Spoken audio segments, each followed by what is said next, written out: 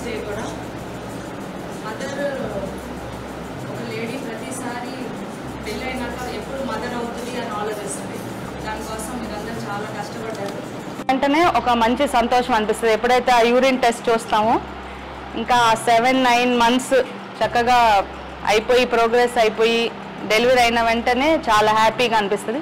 Delivery అయినాక బేబీని చూసిన వెంటనే ఇంకా హ్యాపీ బేబీ ఏడ్చినప్పుడు మదర్ ఒక సంతోషం ఇంకా ఎక్కువ కనపడుతుంది. సో అందరికీ హ్యాపీ మదర్స్ డే. ఎన్నో ఇయర్స్ నుంచి పెళ్ళైన తర్వాత ఆ మేళ తాళాలు తలంబ్రాలతోటి వైఫ్ అండ్ హస్బెండ్ వాళ్ళ కుటుంబాన్ని స్టార్ట్ చేస్తారు, ఫ్యామిలీని స్టార్ట్ చేస్తారు. వాళ్ళు చాలా సంతోషంగా ఉంటారు, ట్రై చేస్తారు. కొంతమంది నాకు అప్పుడే యంగ్గా ఉన్న పిల్లలు వద్దనుకుంటారు, కొంతమంది మనం ఆర్థికంగా లేమో తర్వాత పిల్లలు కావాలనుకుంటారు.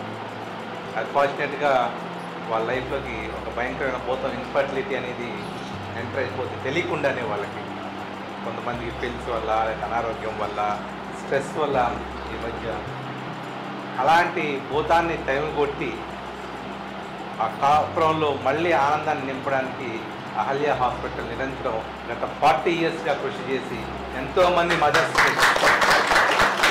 విజయవంతంగా ఇంట్లో ఈ పేరెంట్స్ మేము ఎట్లా చూసుకుంటారో మేడం నేను మా స్టాఫ్ని అట్లా చూసుకొని ఈ బేబీని మీకు ఇవ్వాలని ఎంతో తాపత్రయపడుతూ చాలామందికి కొన్ని థౌజండ్స్ అయిపోయారు. ఇప్పుడు మేము క్యాంపెయిన్కి ఎక్కడికి వెళ్ళినా మీ దగ్గర పుట్టారని అంటున్నారు.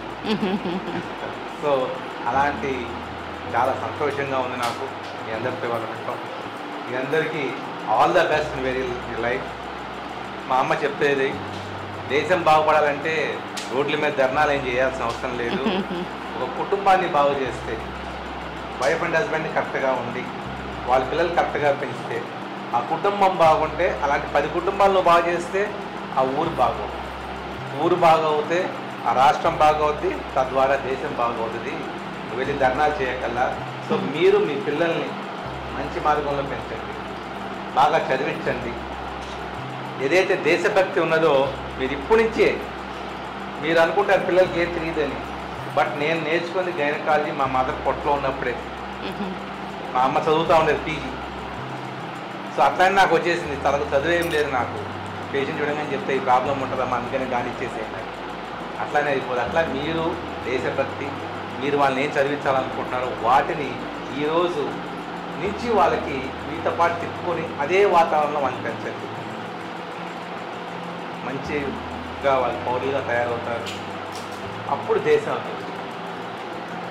కాబట్టి ఇవన్నీ గుర్తుపెట్టుకొని అయిన మదర్స్కి కంగ్రాచులేషన్స్, కామైన మదర్స్కి all the very best. Okay.